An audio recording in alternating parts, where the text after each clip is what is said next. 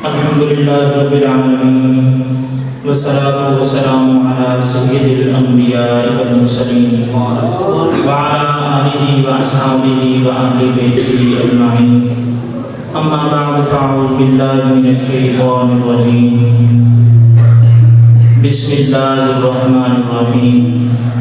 قال الله تبارك وتعالى في القرآن المجيد والفرقان الحميد: قل بفضل الله وبرحمته فبذلك فليفرحوا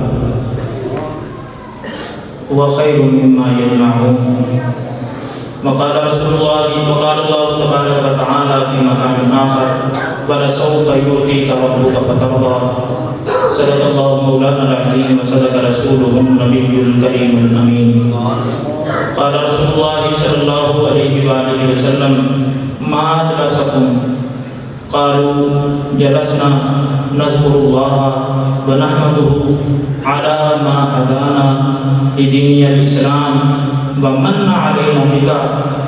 قال رسول الله صلى الله عليه وآله وسلم: آتاني جبريل فأخبرني أن الله يباهي بكم الملائكة، أو كما قال صلى الله عليه وآله وسلم. تمام تر تعریفیں اللہ رب العزت کی ذات والا صفات کے لیے. زامباد ہماری سب کے درود پاک نبی اکرم شفیع معظم آقا ختم رسول دنائے سبل احمد مجتبی جناب سیدنا محمد مصطفیٰ صلی اللہ علیہ وآلہ وسلم کی ذات والا صفات کے لیے اسنجے گناہیاں دا جس ویلے آمال نامہ بھروٹ ہوئے، اسنجے گناہیاں دا جس ویلے آمال نامہ پھرول ہوئے، ذرے ذرے میں سامنے آ جانے، جو منہ کی نکلے بول ہوئے. اہل سنت کا عقیدہ شاعر اپنے ہی ذوق میں بیان کر رہا ہے، اور یہ آپ کو چیک کرنے کے لیے یہ بات ہو رہی ہے کہ کب تک آپ سننا چاہیں گے، اور الحمدللہ جب تک آپ سننا چاہیں گے تب تک ہی بات ہوگی. جب پتہ چلے گا کہ آپ ہم سے اب اکتا رہے ہیں تو آپ کے اکتانے سے پہلے ختم ہو جائے گا. شاعر کہتا ہے کہ اساں جے گناہیاں دا جس ویلے، پنجابی سمجھ ہوتی ہے نا سارے، اساں جے گناہیاں دا جس ویلے آمال نامہ پھرول ہوئے، ذرے ذرے نے سامنے آ جانا ہے، جو منہ کی نکلیا بول ہوئے، ذرے ذرے نے سامنے آ جانا ہے، جو منہ کی نکلیا بول ہوئے، تے اساں دے کول سردار دے بیٹھ رہنا ہے. سبحان اللہ. اساں دے کول سردار دے بیٹھ رہنا ہے. لکھ عمل ترقی کول ہوئے، او دے کولوں کی رب نے حساب لینا ہے جڑا بیٹھے ہی محمد دے کول ہوئے. اللہ تبارک و تعالیٰ کی کلام پاک میں سے چند کلمات اور آقا کریم صلی اللہ علیہ وآلہ وسلم کا ایک فرمان نشان آپ کے سامنے پڑھنے کا شرف حاصل ہوا ہے. دعا کریں اللہ تبارک و تعالیٰ مجھے حق کہنے کی، ہم سب کو حق سن کر اس پہ عمل کرنے کی توفیق عطا فرمائے. اللہ تبارک و تعالیٰ کی کلام پاک میں سے جن کلمات کی تلاوت میں نے کی ہے، اللہ تبارک و تعالیٰ اپنے ہی حبیب سے، اپنے ہی پیارے نبی سے، انبیاء کے سردار سے، امت کے غمخوار سے اور مدینے کے تاجدار سے خود کہلوانا چاہ رہا ہے. اور اللہ تبارک و تعالیٰ کا فرمان ہوا: قل، اے حبیب آپ فرما دیں. یا اللہ کیا فرماؤں، کیا حکم دوں؟ اللہ تبارک و تعالیٰ نے فرمایا: قل بفضل اللہ وبرحمتہ فبذلک فلیفرحوا. اپنے غلاموں سے، اپنے امتیوں سے یہ فرما دیں کہ جب اللہ تبارک و تعالیٰ کی رحمت آ جائے یا اس کا فضل ہو جائے تو پھر یہ خوشی کریں. اللہ تبارک و تعالیٰ کا ہم سب پہ فضل ہوا، اللہ تبارک و تعالیٰ کی مہربانی ہوئی، کریم آقا صلی اللہ علیہ وآلہ وسلم کی نظر کرم ہوئی کہ ہم سب یہاں پہ مل کے بیٹھے ہیں. اللہ کے گھر کو ایک دفعہ پھر آباد کیا ہے. کریم آقا صلی اللہ علیہ وآلہ وسلم کی محفل میں حاضر ہیں. اللہ تبارک و تعالیٰ ہم سب کا چل کے آنا قبول فرمائے. اللہ تبارک و تعالیٰ نے اپنے پیارے حبیب صلی اللہ علیہ وآلہ وسلم کو مسلمانوں کے اندر بھیج کر مسلمانوں کو، مومنین کو مخاطب فرمایا اور فرمایا: میں نے مومنین پر احسان کیا ہے، میں نے مومنین پر احسان کیا ہے۔ اللہ تبارک و تعالیٰ کا یہ احسان فرمانا، یہ کہنا، اور کوئی عام بندہ نہیں کہہ رہا، کوئی عام ہستی یہ بات نہیں کر رہی، عرش کا مالک کہہ رہا ہے کہ میں نے مومنین پر احسان فرمایا۔ یعنی اللہ اگر یہ کہہ رہا ہے کہ میں نے احسان فرمایا تو بات تو بڑی ہوگی، بات تو کچھ پائیدار ہوگی نا۔ اللہ تبارک و تعالیٰ نے اپنے پیارے حبیب کو ہمارے اندر بھیجا اور فرمایا میں نے احسان کیا۔ یا اللہ یہ آنکھ دی، یہ بھی تیرا احسان ہے، لیکن تو نے جتلایا نہیں۔ بولنے کی قوت دی، بصارت کی طاقت دی، ہم سب کو ایک دوسرے کے ساتھ ملنے جلنے کی یہ ہمیں طاقت دی۔ یا اللہ یہ سارے تیرے فضل ہیں، یہ ساری تیری مہربانیاں ہیں، یہ ہر چیز تیری انعامات میں سے ہے، لیکن تو نے ہمیں جتلایا نہیں۔ حبیب کو عطا فرما کے پھر یہ کیوں ارشاد فرمایا کہ میں نے مومنین پر احسان کیا۔ اللہ تبارک و تعالیٰ نے فرمایا تمہیں پتہ ہی نہیں تمہیں کیا چیز دی گئی ہے، تمہیں اس چیز کا مقام اور مرتبے کا پتہ ہی نہیں۔ یا اللہ پھر تو ہی بتا۔ اللہ تبارک و تعالیٰ نے فرمایا تلک الرسل فضلنا بعضهم على بعض منهم من کلم اللہ ورفع بعضهم درجات۔ یہ جو حبیب میں نے عطا فرمائے یہ رسولوں سے بھی افضل ہے۔ اب اس چیز کو سمجھیں، محققین مورخین لکھتے ہیں اللہ تبارک و تعالیٰ نے 18,000 مخلوقات کو پیدا کیا ہے، کم از کم یا کہتے ہیں کہ 18,000 عالمین ہیں اور ہر عالم میں 18,000 مخلوق ہیں، اور سب سے بہترین مخلوق جو اللہ تبارک و تعالیٰ نے اپنی قدرت کا کرشمہ بنایا، اللہ تبارک و تعالیٰ نے فرمایا لقد خلقنا الانسان فی احسن تقویم۔ ہر چیز سے بڑھ کر بہترین نمونہ میری قدرت کا وہ ذات انسان ہے۔ اللہ تبارک و تعالیٰ نے انسان کو ہر مخلوق سے بہتر بنایا، اور پھر انسان میں سے جو اللہ تبارک و تعالیٰ کو پسند آئے اللہ تبارک و تعالیٰ نے ان کو دولت اسلام عطا فرمائی، مسلمان بنایا۔ مسلمانوں میں جو بہترین لگے اللہ تبارک و تعالیٰ نے ان کو اپنے دوست اولیاء اللہ بنایا۔ ان ولیوں میں سے جو بہترین لگے اللہ تبارک و تعالیٰ نے ان کو غوث قطب ابدال بنایا۔ ان غوث قطب ابدالوں میں سے بھی جن کا مقام اور مرتبہ زیادہ تھا اللہ تبارک و تعالیٰ نے ان کو تابعین بنایا۔ تابعین میں سے جو بڑے تھے ان کو صحابہ کے درجے پہ فائز کیا، اور صحابہ میں سے بھی جو اللہ تبارک و تعالیٰ کو زیادہ پسند تھے اللہ تبارک و تعالیٰ نے ان کو اپنے انبیاء بنایا۔ جب اپنے حبیب کی باری آئی، اپنے حبیب کے مقام اور مرتبے کو اللہ تبارک و تعالیٰ نے بیان کرنا چاہا تو بات مسلمانوں سے شروع نہیں کی، بات اپنے اولیاء سے شروع نہیں کی، بات غوث قطب یا ابدالوں سے اللہ تبارک و تعالیٰ نے شروع نہیں فرمائی۔ اللہ تبارک و تعالیٰ نے اپنے حبیب کا مقام اور مرتبہ انسان کو سمجھانے کے لیے اپنے حبیب کا تذکرہ اللہ تبارک و تعالیٰ نے تابعین سے بھی شروع نہیں فرمایا، صحابہ سے بھی شروع نہیں فرمایا، بلکہ اللہ تبارک و تعالیٰ نے اپنے انبیاء سے بھی اپنے حبیب کا ذکر شروع نہیں فرمایا۔ ان انبیاء میں سے بھی گنے چنے 313 ایسے پسندیدہ سب سے زیادہ پسند آئے جو میرے اللہ کو، ان کو اللہ تبارک و تعالیٰ نے اپنے رسول بنایا۔ اور جب باری آئی اپنے حبیب کے ذکر شروع کرنے کی اللہ تبارک و تعالیٰ نے فرمایا تلک الرسل، یہ میرے رسول ہیں، مسلمان نہیں، اولیاء اللہ نہیں، غوث قطب ابدال نہیں، تابعین صحابہ انبیاء نہیں، بلکہ فرمایا یہ میرے رسول ہیں۔ فضلنا بعضهم علی بعض، ان رسولوں میں سے بھی میں نے کسی کو کسی کے اوپر فضیلت دے رکھی ہے۔ یا اللہ کیسی فضیلت؟ فرمایا منہم من کلم اللہ، بعض وہ ہیں کہ جن سے میں نے خود کلام کیا ہے، بعض کو میں نے اپنا کلیم بنایا ہے۔ تو یا اللہ یہ جو تیرا حبیب ہے جس کا ابھی تذکرہ، جس کی فضیلت، جس کا مقام، جس کا سٹیٹس ہمیں سمجھانا چاہ رہا ہے وہ تیرے کلیم کے برابر ہے؟ اللہ تبارک و تعالیٰ نے فرمایا نہیں۔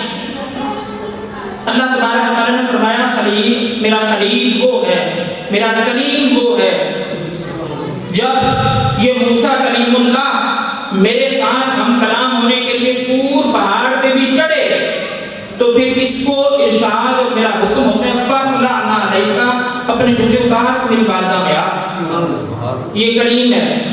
اور یہاں اللہ جب حبیب کی باری آئے فرمایا وہ سدرۃ المنتہا سے اوپر جب عرش کے اوپر جانے لگا ہے نا تو اس کے ذہن میں یہ بات آئی کہ اللہ کے حضور پیش ہونا ہے تو جوتے اتار نہ دو.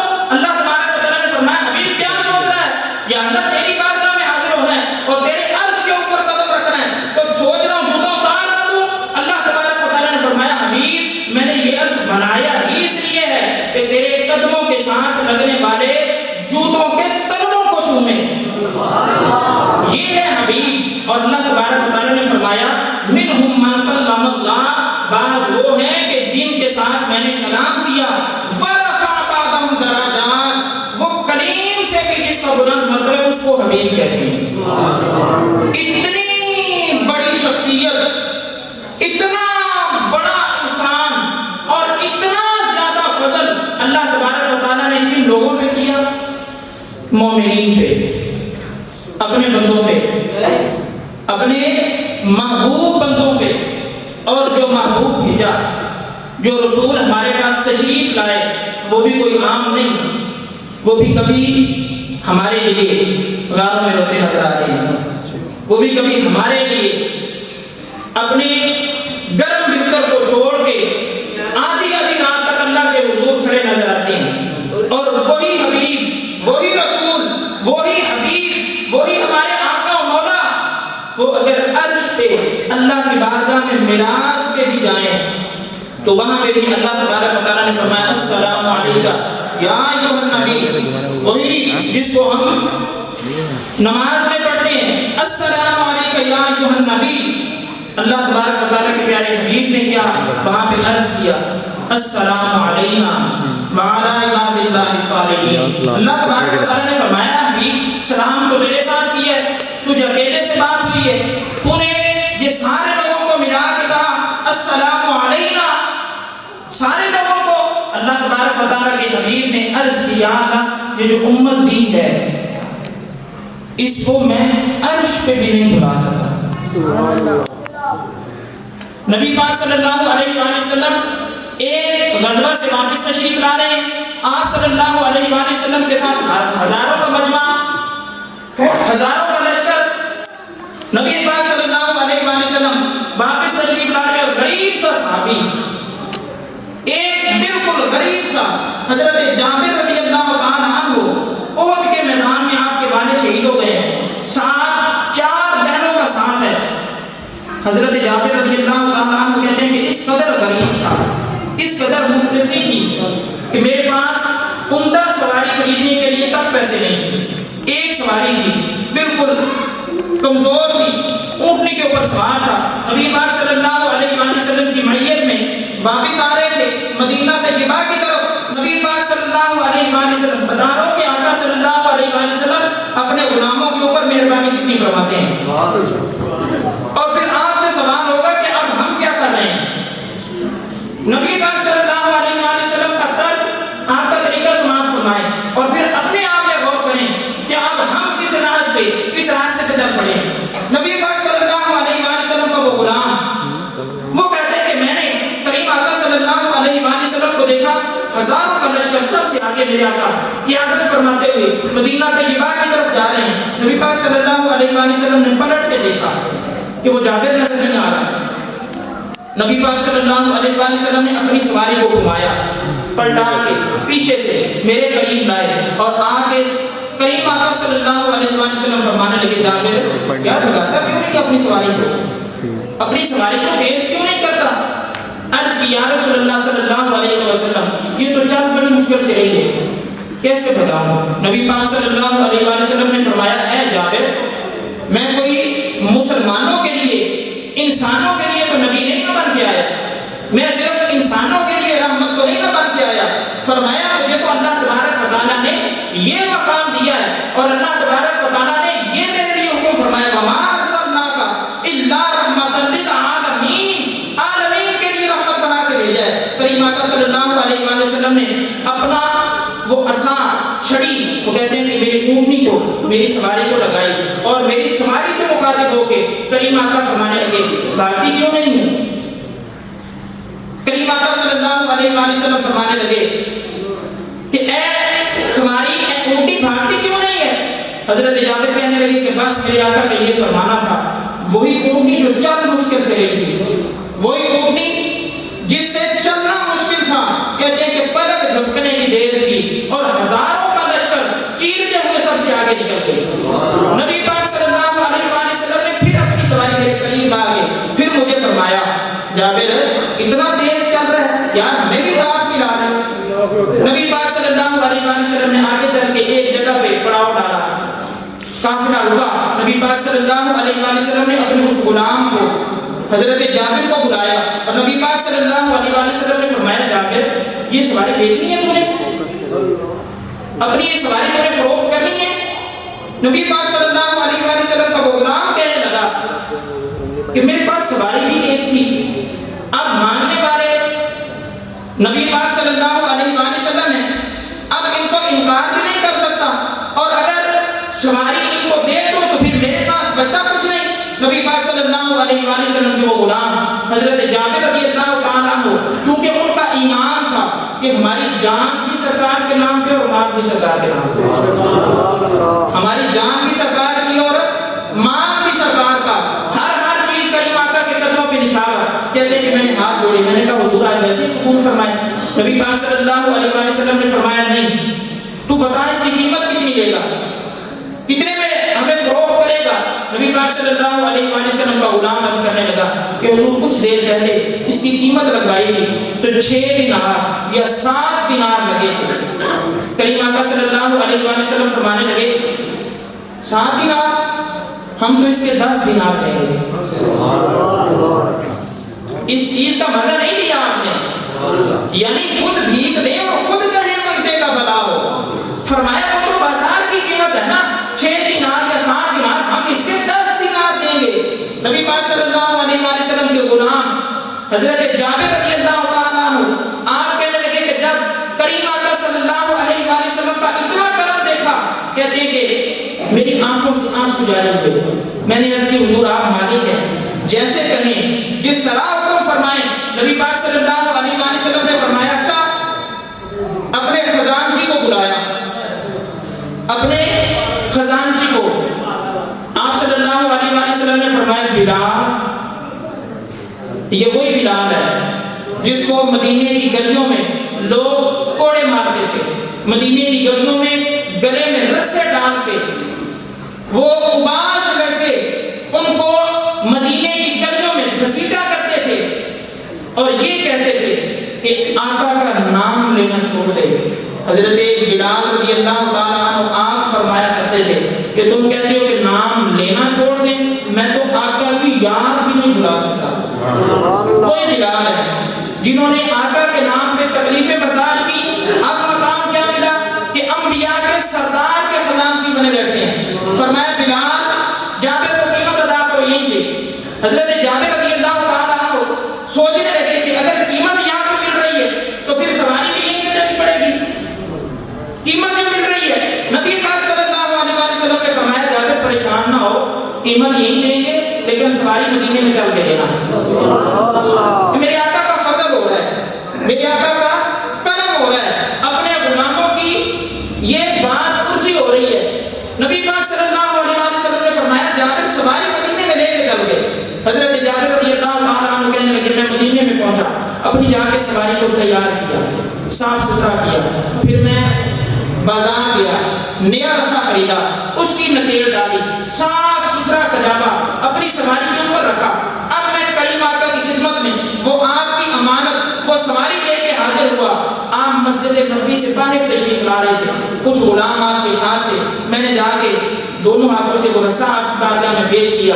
میں نے کہا حضور یہ آپ کی امانت ہے، قیمت وہاں میں لے چکا ہوں لیکن حضور مہربانی فرمائیں۔ نبی پاک صلی اللہ علیہ وآلہ وسلم نے اس اونٹ کی رسی کو پکڑا، کہتے میں آپ کی اس امانت کو آپ کے حوالے کر کے واپس پلٹا، ابھی بازار مڑا نہیں کہ پیچھے سے کریم آقا کا پھر مجھے حکم سنائی دیا اور فرمایا جابر پلٹا کہتے ہیں واپس انہی قدموں پہ، جے محبوب بلا پہ قدم پھر سر پیر بنائیے، جے محبوب بلا پہ قدم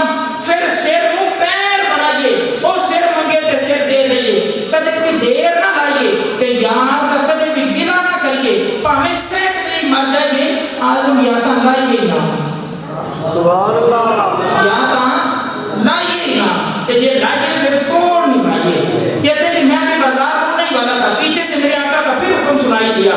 آقا کی آواز آئی, فرمایا جابر, کہتے ہیں واپس پلٹا بھاگ کے کریم آقا کی خدمت میں نے ہاتھ جوڑے, میں نے کہا حضور حکم فرمائے. آپ نے فرمایا جابر یہ جو میری سواری ہے نا یہ جو اونٹنی ہے بڑی عمدہ ہے. سبحان اللہ. اب پھر سے فضل ہونے لگا ہے, پھر سے کریم آقا کی عنایت ہونے لگی ہے, پھر سے غلام کے اوپر میرے آقا کا کرم ہونے لگا ہے. فرمایا یہ جو میری اونٹنی ہے یہ بڑی شانہ ہے, اپنے سوار کو بڑے اچھے انداز میں لے کے چلتی ہے, اور اسے کمزور نہ سمجھنا. ہزاروں کا لشکر بھی ہو, ہزاروں سواریاں بھی چل رہی ہوں تو پلک جھپکتے سب سے آگے نکل جاتی ہے.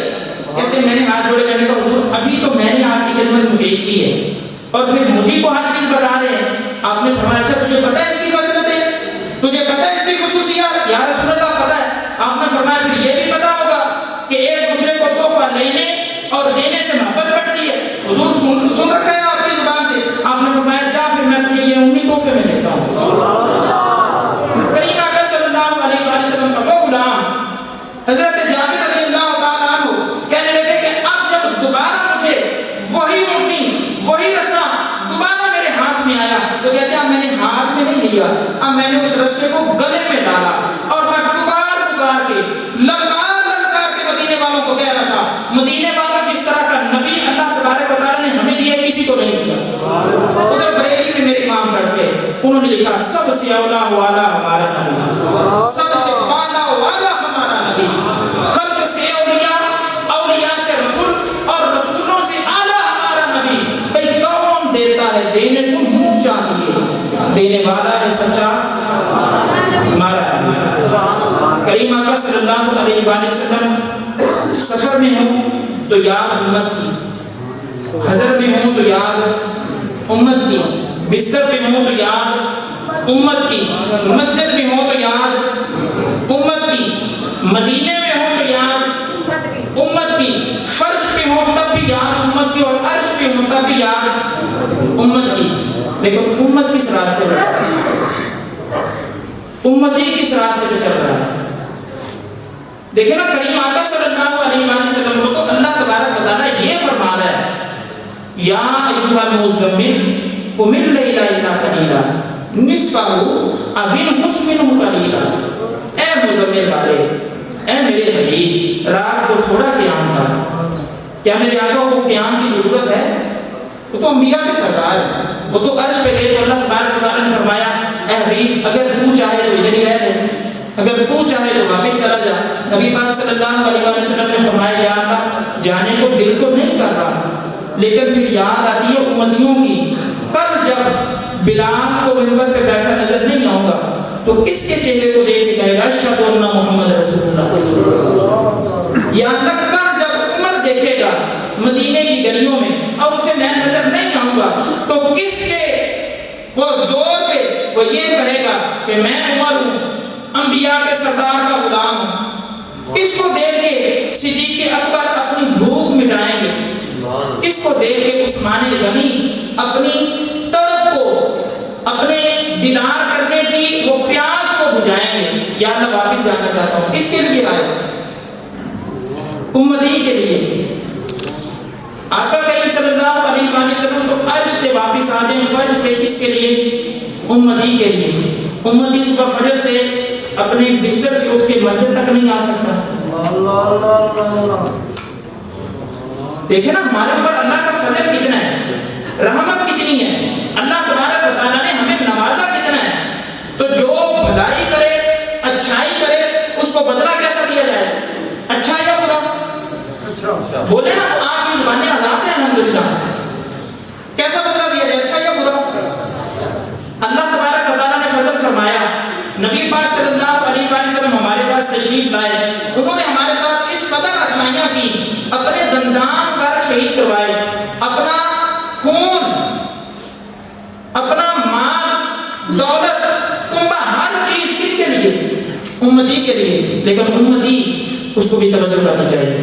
اللہ کے محترم کوشش کریں, اگر نمازوں میں کوتاہی ہو رہی ہے, اگر نمازوں میں ہم سے کچھ نہ کچھ بھول چوک ہو رہی ہے, اگر ایک دوسرے کے ساتھ محبت کرنے میں ہم ایک دوسرے سے پیچھے ہیں، اگر اللہ تبارک و تعالیٰ کی عبادت کرنے میں ہم سستی برت رہے ہیں، تو اپنی ان خامیوں کو، ان نقص کو، ان چیزوں کو دور کریں۔